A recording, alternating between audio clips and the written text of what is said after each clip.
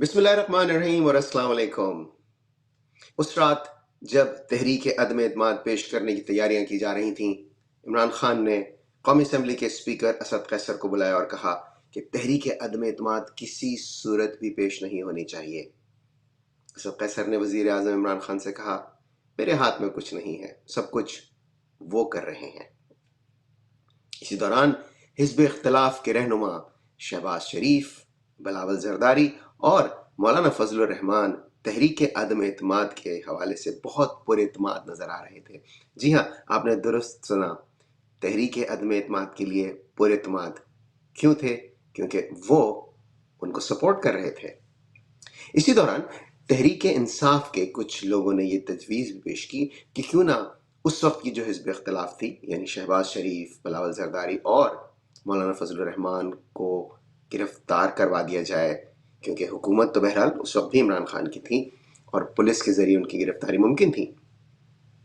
उन्हें बताया गया ऐसा मुमकिन नहीं है, क्योंकि वो ऐसा होने नहीं देंगे। उसके बाद तहरीक अदम एतमाद, इमरान खान के खिलाफ नो कॉन्फिडेंस मूव न सिर्फ पेश हुई, बल्कि जो दरकार वोट थे 172, उनसे 2 वोटों से ज्यादा से कामयाब हुई। 174 वोट मिले। तहरीक इंसाफ के लोग आपस में सरगोशियां करने लगे कि ये आखिर कैसे मुमकिन हुआ, क्योंकि इससे कबल 1989 में उस वक्त की वजीर आजम मोहतरमा बेनज़ीर भुट्टो के खिलाफ अदम एतमाद की तहरीक नाकाम हुई थी और आम ख्याल ये था कि हुकूमत में जो जमात शामिल होती है वो इतनी ताकतवर होती है, उसके पास इतने वसाइल होते हैं कि उन्हें वो बरुए कार लाकर तहरीक अदम एतमाद को नाकाम बना सकती है। इसलिए ये जितना भी कुछ पॉलिटिकल शोडाउन था ये चलता तो रहेगा, लेकिन ये मुंतज फिर भी तहरीक इंसाफ या इमरान खान की कामयाबी पर होगा और बहैसियत वज़ीर आज़म शायद इमरान खान को कोई ख़तरा ना हो, क्योंकि माजी में ऐसा हुआ है, ऐसा हुआ था कि वज़ीर आज़म के ख़िलाफ़ इस तरह की तहरीकें नाकाम हुई थीं। लेकिन इस बार ऐसा नहीं हुआ। इमरान खान के ख़िलाफ़ तहरीक अदम एतमाद कामयाब हुई और उन्हें वज़ारत उज़्मा से हटना पड़ा। ऐसा इसलिए हुआ क्योंकि सब कुछ उनके हाथ में था। ये हम किन की बात कर रहे हैं? जी हाँ, हम बात कर रहे हैं जनरल नदीम अंजुम की, जो उस वक्त आईएसआई के चीफ थे। इस पूरे काम के पीछे जाहिर है कि जनरल बाजवा का ज़हन कार फरमा था, लेकिन एग्जीक्यूशन जनरल नदीम अंजुम की थी। सारा का सारा जो ये पॉलिटिकल पार्टीज को जमा करना, उसके बाद तहरीक अदम एतमाद को कामयाब कराने के लिए जो जो भी इक़दाम करने थे वो सब किए गए जनरल नदीम अंजुम की हिदायत के तहत। जनरल नदीम अंजुम उनमें बराह रास्त इन्वॉल्व थे। वो वज़ीर आज़म से, उस वक्त के जो वज़ीर आज़म थे इमरान खान, उनसे जाकर मिले भी। आज हम जनरल नदीम अंजुम की बात क्यों कर रहे हैं? इसलिए कि हमें अपने ज़राए से इल्म हुआ है कि वो पाकिस्तान से जा चुके हैं। जी हाँ, हमें हमारे ज़राए ने बताया कि जनरल नदीम अंजुम पाकिस्तान में नहीं है। इससे कबल उन्होंने अपने साहबजादे हारिस नदीम को फ़ौज से दस्तबरदार करवा लिया था, जो कि एक बहुत अचंभे की बात थी, क्योंकि ज़ाहिर है उनके साहबजादे के सामने अभी पूरा फ़ौजी करियर था और वो फ़ौज में जब उनके वालिद इतने आला ओहदों पर फाइज थे तो ज़ाहिर है उनके लिए भी इम्कानात बहुत अच्छे थे। लेकिन उसके बावजूद उन्हें जब नदीम अंजुम रिटायर हो रहे थे तो उन्हें भी फ़ौज से दस्तबरदार करवा लिया था, उनकी नौकरी फ़ौज से छुड़वा दी थी। और इसलिए आज हम जनरल नदीम अंजुम की बात कर रहे हैं कि उनके बारे में पता चला कि वो पाकिस्तान में नहीं है। एक और अहम बात जनरल नदीम अंजुम के बारे में अगर आप सोचें, जो अभी हमने जिक्र किया अदम एतमाद का, इसके अलावा एक और बहुत अहम वाक़या है जिसे कि पीटीआई की तारीख में एक सबसे, यानी जिसे वाटरशेड मोमेंट कहना चाहिए, और वो है 2024 के इलेक्शंस।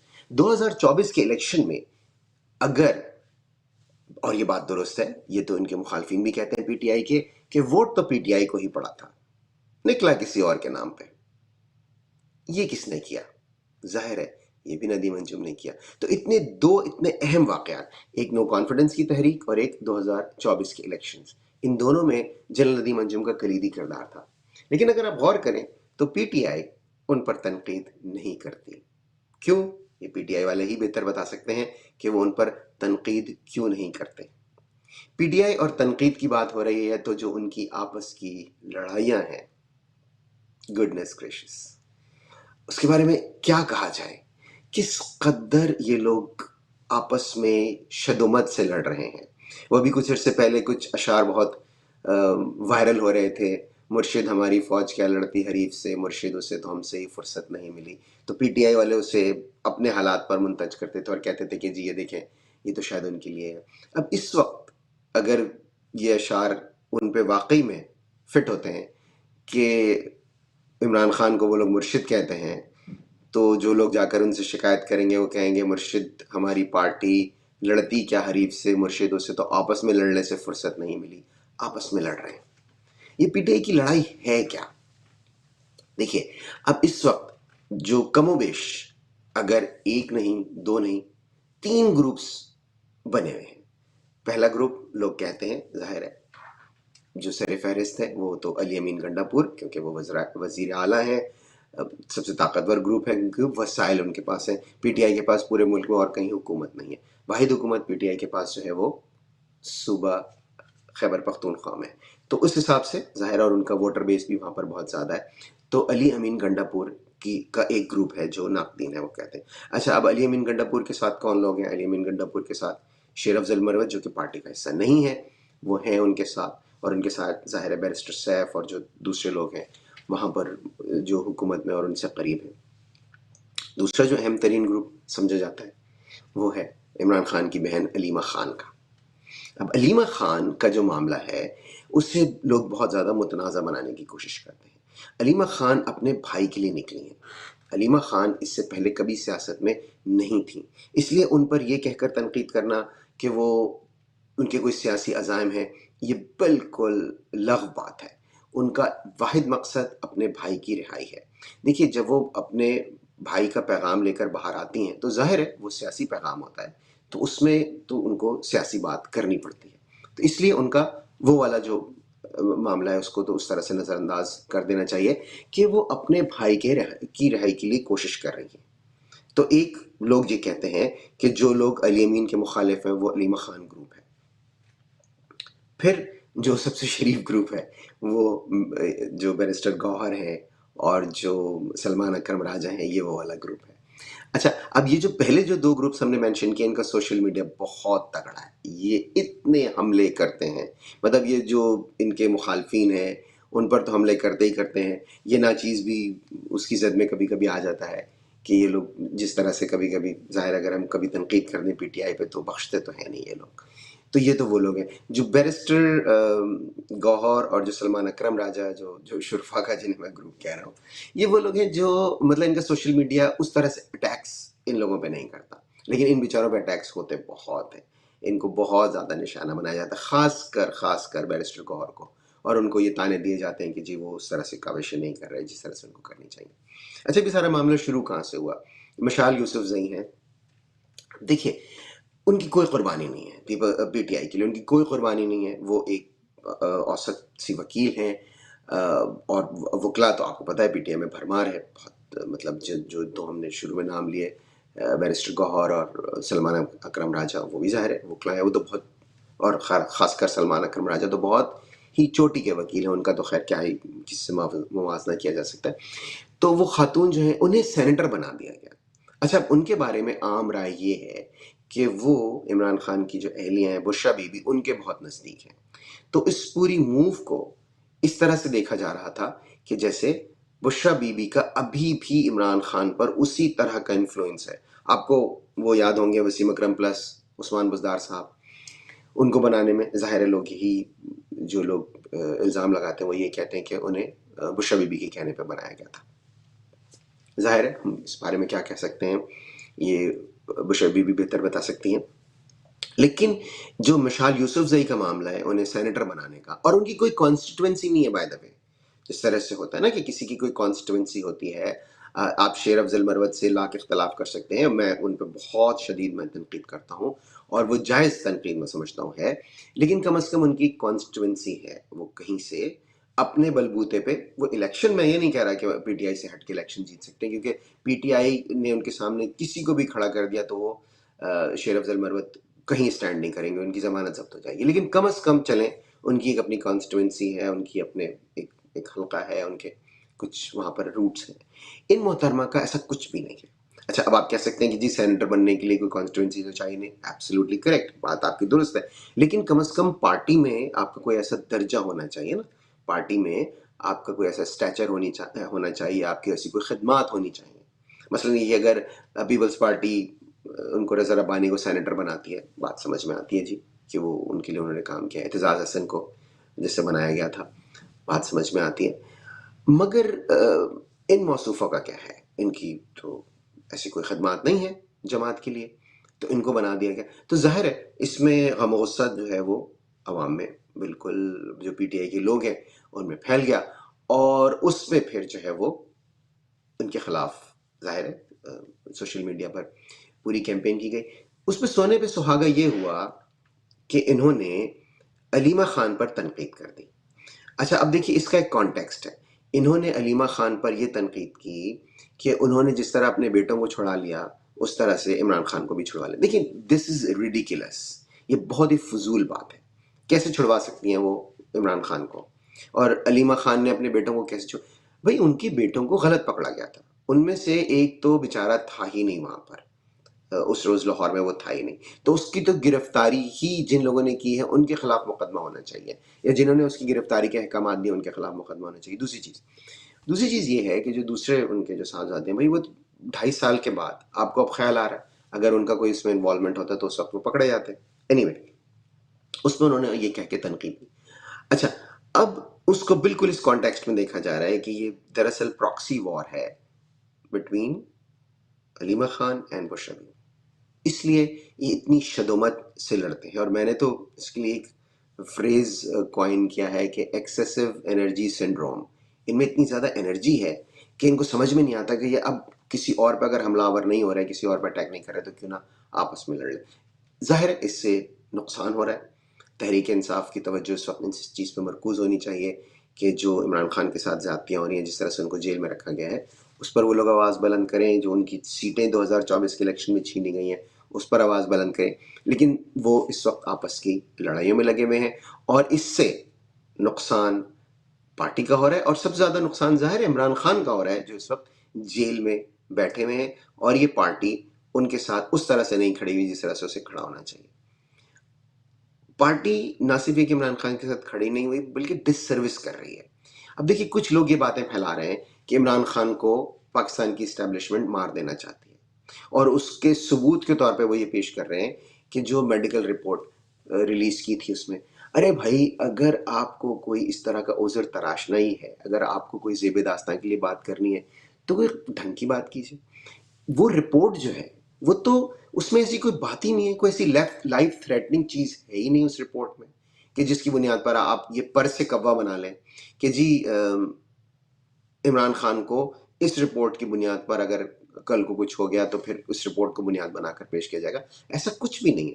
اگر ایسا ہوتا تو ظاہر ہے کہ پھر کوئی اور خدا نخواستہ کوئی بڑی بیماری دکھائی جاتی، جو کہ نہیں دکھائی گئی. پھر اس کے بعد وہ جو ہے زبیر صاحب، جو اس پہلے تو وہ نون لیگ میں تھے، ان کے گورنر بھی رہے، اور انہوں نے بہت اہم کردار ادا کیا تھا، پل کا کردار ادا کیا تھا جنرل باجوہ اور نون لیگ کے درمیان، جب یہ لوگ اقتدار سے باہر تھے اور وہ نواز شریف جو اس وقت ووٹ کو عزت دو کی بات کرتے تھے، پھر بوٹ کو عزت دو پہ آ گئے تھے. تو جب وہ اس وقت اقتدار میں تھے تو اس وقت یہ زبیر صاحب جو ہیں وہ رابطے کا کام کرتے تھے جنرل باجوہ کے لیے، ان کے ان سے ذاتی مراسم تھے. اب ظاہر ہے وہ بالکل دوسری طرف کھڑے ہیں. اب وہ پی ٹی آئی کی تائید کرتے ہیں، وہ عمران خان کی تائید کرتے ہیں، اور اگین میری نظر میں ہی is on the right side of history. اس وقت جو کوئی بھی عمران خان کی جد و جہد کی تائید کرے گا، میری نظر میں وہ تاریخ کی درست سمت میں کھڑا ہوا ہے، کیونکہ عمران خان ایک جسٹ کاز کے لیے کھڑے ہوئے ہیں. وہ ان سے ڈیل نہیں کر رہے، وہ ان کے دباؤ میں نہیں آ رہے، وہ ہر موقع پر ان کو للکارتے ہیں. تو اس لحاظ سے تو میں جو زبیر صاحب ہیں ان کو میں بالکل درست سمجھتا ہوں. لیکن ان کا یہ کہنا کہ عمران خان کو خدا نخواستہ ایلیمنیٹ کر دیا گیا تو یہ پاکستان کے لیے برا ہو، یہ بات تو درست ہے کہ اگر عمران خان کو خدا نخواستہ ایلیمنیٹ کر دیا گیا تو یہ پاکستان کے لیے برا ہوگا. لیکن ایسی باتیں ہو کیوں رہی ہیں؟ ایسا کون سوچ رہا ہے؟ ایسا کون کر رہا ہے؟ دیکھیے ذوالفقار علی بھٹو کی مثال انہوں نے بھی دی اور اکثر دی جاتی ہے کہ ذوالفقار علی بھٹو والے معاملے سے پاکستان کبھی ریکور نہیں کر سکا، وچ از کریکٹ، یہ بات بالکل درست ہے۔ ایک انتہائی غلط فیصلہ تھا ذوالفقار علی بھٹو کو جو جس طرح سے پھانسی دی گئی اور ان کو راستے سے ہٹایا گیا، یہ بات بالکل درست ہے۔ لیکن کیا عمران خان اور ذوالفقار علی بھٹو کا موازنہ بنتا ہے؟ میرا نہیں خیال بنتا۔ دیکھیے، 5 جولائی 1977 کو ان کی حکومت گرا دی گئی، ٹھیک ہے۔ 4 اپریل 1979، یہ 2 سال بھی نہیں بنتے ہیں، ناٹ ایون 2 ایئرس۔ جولائی 77، جولائی 78 1 سال، جولائی 79 میں 2 سال ہونے تھے نا، نہیں ہوئے۔ اس سے پہلے انہوں نے بھٹو کو پھانسی دے دی۔ عمران خان کو کتنا عرصہ ہو گیا؟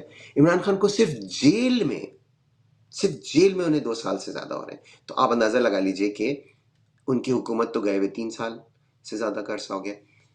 تو اس لیے کچھ تو ایسا ہوگا نا، کچھ تو فرق ہے نا دونوں میں، کہ ایسا کرنے کا کوئی کیوں سوچے گا۔ آپ اس طرح کی باتیں اگر آپ لوگ کریں گے، جیسے پی ٹی آئی کر رہی ہے، پی ٹی آئی کے کچھ لوگ کر رہے ہیں، میں نے ان کے کچھ لوگوں کے ویلاگ سنے کہ جی عمران خان کو راستے سے ہٹانے کی بات ہو رہی ہے، عمران خان کو مارنے کی بات ہو رہی ہے، تو اور پھر بڑے بڑے اس میں تھم نیلز لگائے جاتے ہیں۔ تو مجھے نہیں پتا کہ یہ عمران خان سے دوستی ہے یا دشمنی ہے۔ دیکھیے، عمران خان ایک سیاسی جدوجہد کر رہے ہیں، ٹھیک ہے۔ اگر ان کی جان کو کوئی خطرات ہوتے تو سب سے پہلے ان کی بہنیں اس پر آواز اٹھاتی، جو کہ ان سے ملتی ہیں جیل میں، اور وہ ہمیشہ آ کے یہ کہتی ہیں کہ ان کی صحت ٹھیک ہے، وہ ان کا عزم اور حوصلہ بلند ہے، وہ ڈٹے ہوئے ہیں۔ تو پھر اس طرح کی بات پھیلا کر آپ کارکنوں میں مایوسی کیوں پھیلا رہے ہیں کہ عمران خان کو مار دیا جائے گا، عمران خان تو اس طرح سے انہیں تو راستے سے ہٹا دیا جائے گا؟ یہ میرے خیال میں یہ درست حکمت عملی نہیں ہے۔ ہاں، آپ اپنے یوٹیوب ویوز کے لیے، آپ سنسنی پھیلانے کے لیے، آپ بہت ہی سینسیشنل قسم کے تھمبنیلز لگانا چاہتے ہیں، وہ ایک الگ بات ہے۔ لیکن اس وقت یہ باتیں بالکل بے بنیاد ہیں کہ عمران خان کو مارنے کی کوئی سازش ہو رہی ہے، عمران خان کو راستے سے ہٹا دیا جائے گا۔ میرا خیال ہے کہ اس طرح کی باتوں میں اس وقت کوئی صداقت نہیں ہے، اور لوگ اس طرح کی باتیں محض سنسنی پھیلانے کے لیے کرتے ہیں۔ جس دن عمران خان کی بہنوں نے اس خدشے کا اظہار کیا کہ انہیں دیکھ کے لگتا ہے عمران خان نے ان سے ایسی کوئی بات کی ہے، اس دن میں آپ کی آواز میں لاؤں گا کہ یہ نہیں ہونا چاہیے۔ آج کی تاریخ تک مجھے ایسا کچھ نظر نہیں آتا کہ عمران خان کو بھٹو سے آپ تشبیہ دیں جنہیں کہ راستے سے ہٹا دیا گیا تھا۔ بھٹو کی بات ہو رہی ہے تو ظاہر ہے بھٹو کی سیاست کو سب سے زیادہ نقصان جس آدمی نے پہنچایا اس کی بات کرنی ضروری ہوگی، اور اس کا نام ہے زرداری، جن کے بارے میں کہا جاتا ہے کہ ایک زرداری سب پہ بھاری۔ نہیں بھائی، زرداری صرف پیپلز پارٹی پر بھاری، باقی کسی پر بھاری نہیں ہے، اور وہ بھاری بھی ایسا کہ ایک بھاری پتھر جس نے پیپلز پارٹی کو بالکل ایک ضلعی جماعت کی حیثیت دے دی ہے، جو کہ پیپلز پارٹی ایک ملک گیر جماعت ہوا کرتی تھی۔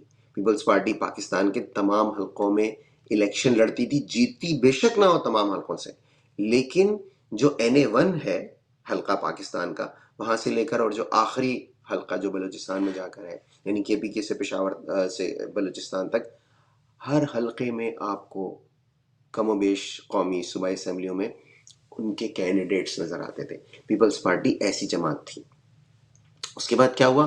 اس کے بعد پیپلز پارٹی کو زرداری ہو گیا۔ یہ زرداری نام کی جو بیماری ہے، اس نے پیپلز پارٹی کو بہت نقصان پہنچایا۔ اب آپ لوگ اس کو پتہ نہیں ڈیل میکر انہیں کہتے ہیں، کوئی کہتا ہے کہ جی وہ تو بہت سیاست کے جادوگر ہیں۔ ارے بھائی، کس بات کے جادوگر؟ آپ ایک آدمی کو پورا شاپنگ سینٹر دیں اور وہ بیچ کے اور اس میں خسارے میں جا کر ایک چھوٹی سی دکان لے کر بیٹھ جائے، ہاں خود وہ ٹھیک رہے، خود انہوں نے اپنے لیے وہ صدر بھی بن گئے، 1 دفعہ نہیں 2 دفعہ، مگر بھائی پارٹی کہاں گئی؟ پارٹی تو تحلیل ہو گئی۔ اب تو پیپلز پارٹی سے اگر جو اسٹیبلشمنٹ ہے وہ ہاتھ ہٹا لے تو پیپلز پارٹی تو سندھ میں بھی نہیں جیت سکتی۔ اور اسٹیبلشمنٹ سے میری مراد پاکستان کی اسٹیبلشمنٹ ہرگز نہیں ہے، کیونکہ پاکستان کی اسٹیبلشمنٹ تو وہ خود کہہ چکے ہیں ISPR والے صاحب کے ان کا سیاست سے کوئی تعلق نہیں ہے۔ تو میں بات کر رہا ہوں سری لنکا میں بھی ایک اسٹیبلشمنٹ ہے نا، تو سری لنکا کی اسٹیبلشمنٹ کی مدد سے پیپلز پارٹی سیٹیں جیت جاتی ہے، ورنہ ان کا تو کوئی کام ہی نہیں ہے۔ تو زرداری صاحب کا ذکر میں اس لیے کر رہا ہوں کہ ان کی ایک تصویر سوشل میڈیا پہ گردش کر رہی ہے جس میں وہ بیٹھے ہوئے ہیں، اور ظاہر ہے اس وقت وہ ان کے پاس وہ عہدہ ہے جو صدور کے پاس ہوتا ہے، یعنی کہ صدر کا عہدہ ان کے پاس اس وقت ہے۔ صدر وہ ہے نہیں، کیونکہ وہ جس الیکٹورل کالج سے صدر بنے ہیں وہ الیکٹورل کالج ہی ایگزسٹ نہیں کرتا تھا جب وہ صدر بنے، تو اس لیے وہ صدر تو کسی بھی طور پہ نہیں ہے، لیکن بہرحال وہ اس عہدے پر ہیں جو صدر کے پاس ہونا چاہیے۔ ان کی تصویر وائرل ہو رہی ہے سوشل میڈیا پہ، جس میں پس منظر میں جو بیک ڈراپ ہے ان کا، وہ وہاں پر قائد اعظم کی تصویر غائب ہے اور محترمہ بے نظیر بھٹو کی تصویر لگی ہوئی ہے۔ دیکھیے، محترمہ بے نظیر بھٹو کی تصویر لگانے میں ہرگز کوئی حرج نہیں ہے، وہ پاکستان کی سابق وزیر اعظم، ان کا عہدہ ظاہر ہے وہ تھیں پاکستان کی، اس کے علاوہ وہ پیپلز پارٹی کی لیڈر تھیں، اور ان کی بہت قربانی ہے، اور ان کا قتل پاکستان کی تاریخ پر ایک دھبا ہے، ایک کلنک کا ٹیکہ ہے۔ ہرگز ان کا جو قتل ہے وہ معاف نہیں کیا جانا چاہیے، خون ناحق ہے، لیکن خیر غیروں سے کیا گلا، اس کے فوری بعد ان کی حکومت تھی، انہوں نے اس دوران کچھ نہیں کیا۔ کسی دن وقت ملا تو اس کتاب کے بارے میں بات کریں گے جو یو این کا کمیشن آیا تھا، اس کے سربراہ نے جو کتاب لکھی تھی گیٹنگ اوے وتھ مرڈر، اس میں جس طرح سے انہوں نے بتایا کہ کس طرح سے اس کو پردہ پوشی کی گئی اس جرم کی۔ خیر واپس آتے ہیں اس تصویر کی طرف، تو وہ تصویر جو ہے جناب، اس میں قائد اعظم مسنگ ہے۔ میری نظر میں یہ بہت اچھی بات ہے۔ دیکھیں، یہ اس کی ستائش کی جانی چاہیے۔ لوگ ناحق تنقید کرتے ہیں کہ قائد اعظم کی تصویر آپ ہٹا رہے ہیں۔ ارے بھائی، کیا تعلق ہے پاکستان سے قائد اعظم کا؟ اس جو پاکستان، موجودہ پاکستان ہے، آپ مجھے بتائیں اس سے کوئی تعلق ہے قائد اعظم کا؟ قائد اعظم نے یہ والا پاکستان بنایا تھا؟ ہرگز نہیں۔ تو جب انہوں نے یہ پاکستان بنایا ہی نہیں، تو پھر اس پاکستان میں جو سرکاری مقامات ہیں، جو سرکاری تقریبات ہیں، ان میں قائد اعظم کی تصویر کیوں ہو؟ میں تو بالکل تائید کرتا ہوں، زرداری صاحب کی بھی، اس سے پہلے جو مریم بی بی نے کیا یا شہباز شریف نے کیا، بالکل ٹھیک کیا۔ ارے بھائی، اس آدمی کا کوئی تعلق ہی نہیں ہے اس پاکستان سے۔ دیکھیے، جو پاکستان قائد اعظم نے بنایا تھا وہ 16 دسمبر 1971 کو ٹوٹ گیا۔ ہاں، یہ شکوہ آپ ضرور کر سکتے ہیں کہ جو موجودہ پاکستان کے بانی ہیں وہ ہیں یحییٰ خان، ان کی تصویر کیوں نہیں لگی ہوئی؟ میرا تو مطالبہ یہ ہوگا کہ جتنے سرکاری مقامات ہیں اور جتنی سرکاری تقریبات ہیں، ان سب میں یحییٰ خان کی تصویر ہونی چاہیے، کیونکہ اس پاکستان میں جو آج کا پاکستان ہے، 16 دسمبر 1971 کے بعد کا جو پاکستان ہے، وہ تو اس کے بانی تو یحییٰ خان ہے۔ انہوں نے انشور کیا، وہ گئے نہیں۔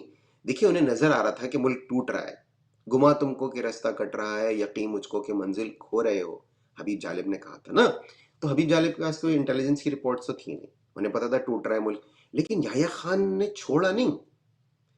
جب تک توڑے گا نہیں تب تک چھوڑے گا نہیں۔ انہوں نے یہ انشور کیا، اور وہ ملک توڑ کے اور یہ والا پاکستان دے کر پھر وہ اقتدار سے ہٹے۔ تو اس پاکستان کے بانی تو یحییٰ خان ہے، ان کی تصویر ہونی چاہیے، قائد اعظم کی تصویر نہیں ہے۔ یہ بہت احسن اقدام ہے اور ہمیں اس کی تائید کرنی چاہیے، اور اس چینل کو آپ کو سبسکرائب کرنا چاہیے اور لائک کرنا چاہیے۔ خوش رہیے اور باخبر بھی۔